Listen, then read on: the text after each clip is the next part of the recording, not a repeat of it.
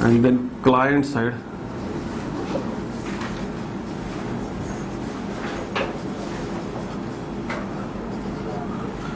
Okay, so what we saw yesterday is that there is this client machine. This could be a Windows machine, or this could be a Unix or a Linux, any kind of a machine, on which step number one we install the Oracle client software.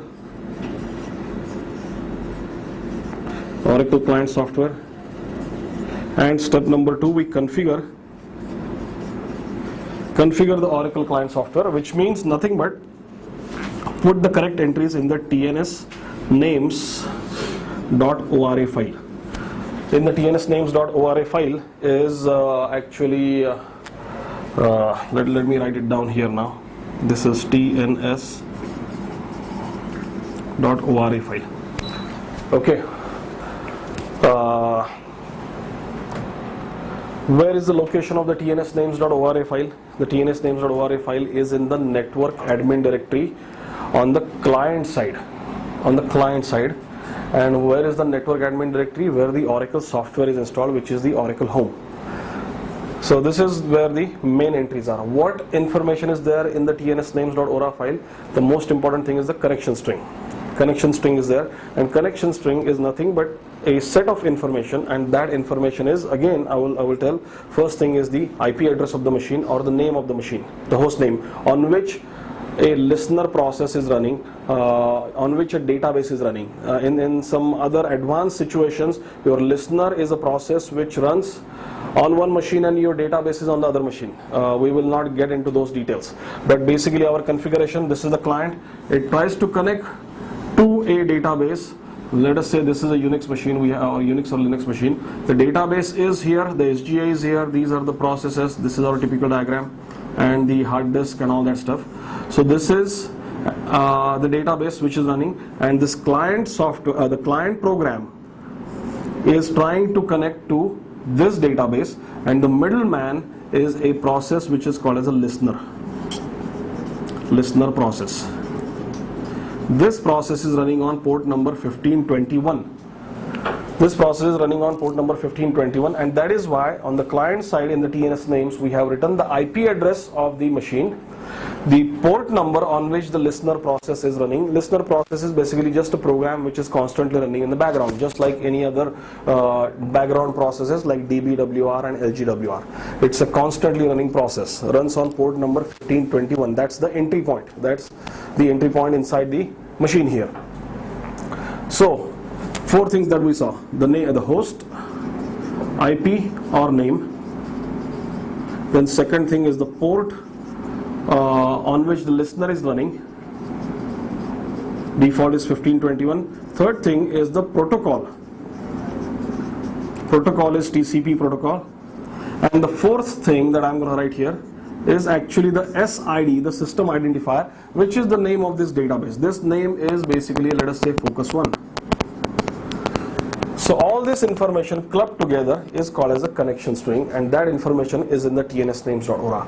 With the help of that information, with the help of the connection string, the client program. Now what is the client program? There is a difference between the client software. These are nothing but just the DLLs, the dynamic linked libraries, or the SO files on the Unix machine. So these are just the DLL programs which will allow any client software, which are SQL Plus, which is Toad, which is SQL Developer, or in many cases a web application. A web application can also act as a client, as a client to the database. So a web application, all those client software programs which would like to connect to the database, they would connect through this dynamic linked library with the help of the information stored inside the TNS names. If this is missing, you will not be able to connect. If the TNS names is not properly configured, you will not be able to connect. So that is the requirement on the client side. These are all client software. Now, so that is what we saw yesterday. How to create a TNS names.ora file? There is a software called as NetCA. NetCA, Net Configuration Assistant, that is what the NetCA business is. So this is what we saw yesterday, client side configuration. Now the server side configuration is something that we're going to see how to set up the listener. So this is what we'll see now. How to set up the listener.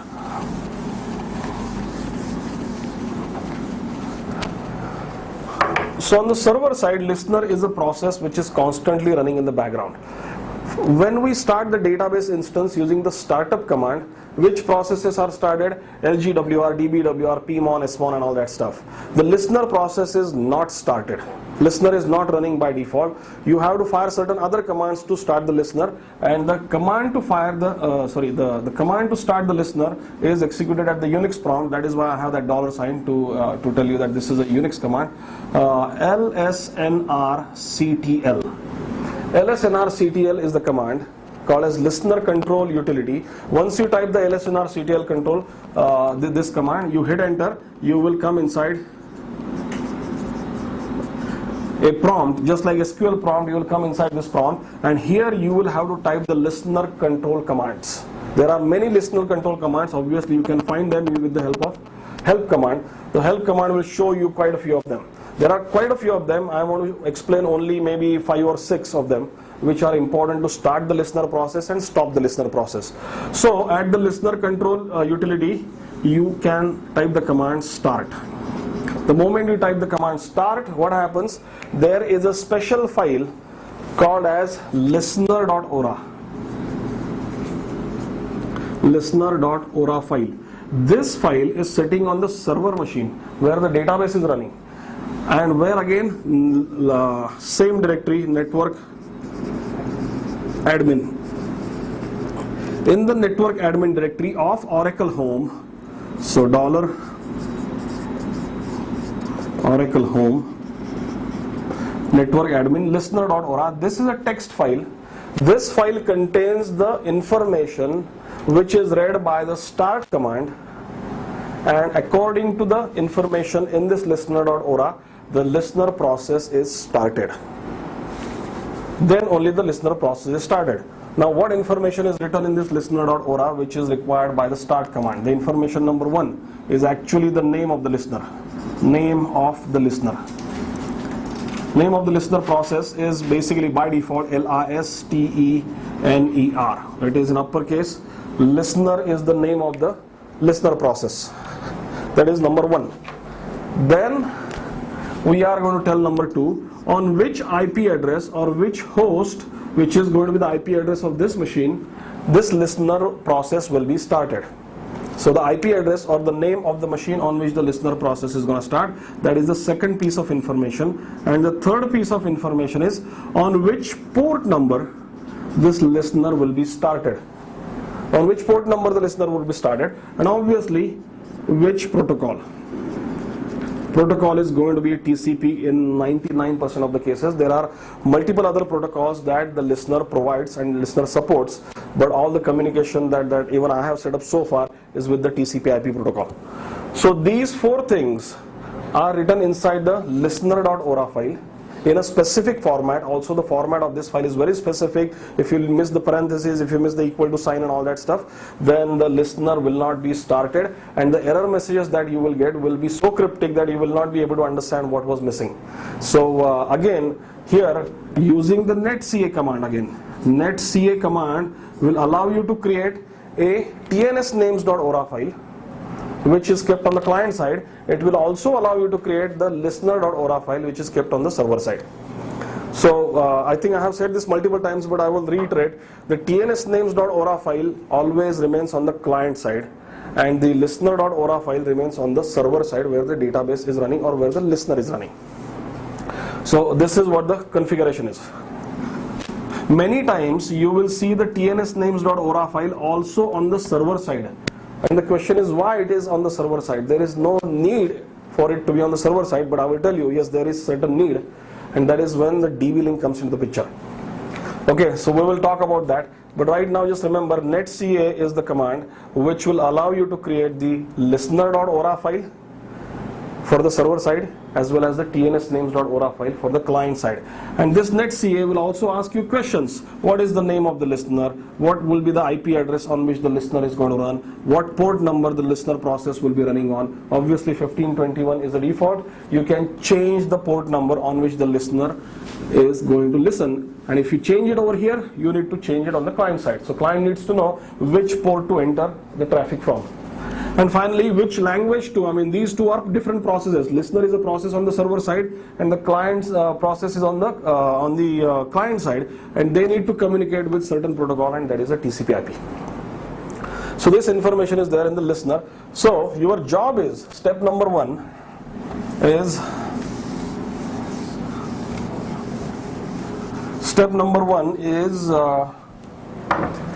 to install the necessary software that is required on the server side. So install server side.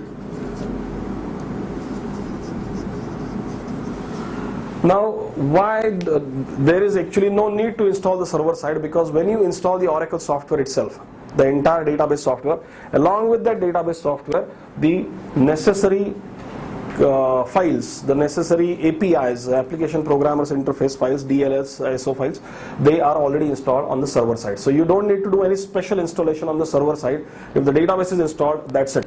So that is number one. And number two, you have to do the configuration on the server side. Configure the listener. And configure the listener means what? With the help of netCA, create the file listener.ora. Create the file listener.ora. This file will stay inside network admin. Once that is done, then the third step, I will write the third step here, start the listener. Okay, start the listener. When the listener is started, this process will keep on running. You can find out if the listener is running or not by typing the command status. You have to get inside lsnrctl and you can find the command status. It will tell you whether the listener is running or not. Or you can also type the Unix command ps-ef and then grep on the name of the listener. In our case, the name of the listener is LISTE. Since I don't have place, I will write it down here, LISTENER. That is the name of the listener. If you forget the name of the listener, it will be written inside the listener.ora file. So ps-ef, grep the name of the process, or you can also grep some other words like LSNR, and those will also be there in that process. So you will see one process running for the listener. Now what is the purpose of this listener process? If the sole purpose of a listener process is to allow the connections from remote client. If I am already logged onto this machine using SSH, then I don't need the listener in the middle. I can directly log in from here to the database by just exporting my Oracle SID to the name of the database, which is Focus1, and directly log into the database with SQL plus user ID/password. So all you need is the correct SID. But if I don't have the Unix access here, if I don't have the operating system access, I can directly connect to the data. I can directly contact the listener, and the listener is a middleman between my client process and the database, and it will allow me to connect. And what will listener do? It will start another process, which will be the dedicated server process. We have seen last time, I think I had drawn a diagram that a client connects to a dedicated server process, the client process and the dedicated server process. So that dedicated server process is not directly started.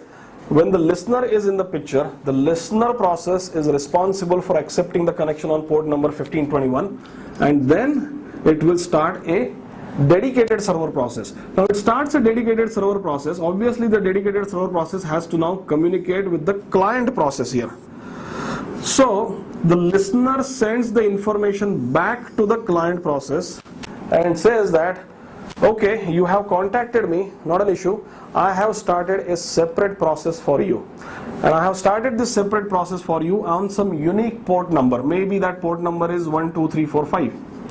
That port number is known only to the listener, and therefore it will send that port number to this client program and tells the client program that since I have started a dedicated server process for you, don't contact me anymore, contact directly this process. So from this point onward, the connection between the listener and the client process is dead, is not there anymore, and the client process directly talks to the dedicated server process. Client process directly talks to the dedicated server process, and from that point onward we have seen the parsing happens. Then the dedicated server process is responsible for bringing data from the data files and bringing it into the buffer cache. All that stuff is done by the dedicated server process. But the main thing is that the listener is the one which starts the dedicated server process once the connection is requested. That is what the listener does.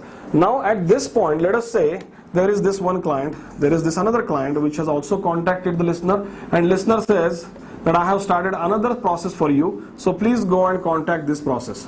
So likewise, listener has started around 100 different dedicated server processes for 100 different clients. At that time, I go inside the LSNR CTL and I fire the command stop. Just like start, status and stop. What happens? The listener process dies off. The listener process dies off, and then what happens to all these 100 connections that are connected to the database? They will remain as they are. They will remain as they are. Just because the listener is dead doesn't mean that these dedicated server processes will die. So they will contact, they will be in touch with the dedicated server process, they will be able to do their work. But now what happens? If somebody new wants to contact the database, then the listener is not there and he will not be able to contact. So many times I remember this thing happened at the very one of my first jobs, that we had a database which was running and we had the listener that was running, and for some reason suddenly people were not able to connect to the database, new people. So we thought maybe something went wrong on the database side and all that stuff, and we were working intensely on the database side to figure out what was wrong, and really what was wrong was the listener was going down. Database and listener, two separate entities are there. Listener can be down, database can still be up. So simple thing, troubleshooting is that if the client is unable to connect to the database, then the very first thing I should check is the listener up and running or not. So there are certain troubleshooting commands that I will show you, but this is what happens behind the scenes. The client contacts the listener, listener spawns or creates a dedicated server process and then sends the information to the client to contact the dedicated server process, and after that listener is not in the picture. So this is what the server side configuration is. All you need to do is set up the listener.ora file, only the listener.ora file. So again I will repeat my question. If 100 people are connected to the database and if the listener dies off, will those connections be affected? The answer is no. What will get affected? New connections will not get created. That is what will happen. So this is what the listener process. So these are the three commands that we should probably remember: start, status and stop. At least these three basic commands are important in the LSNR CTL business. Okay.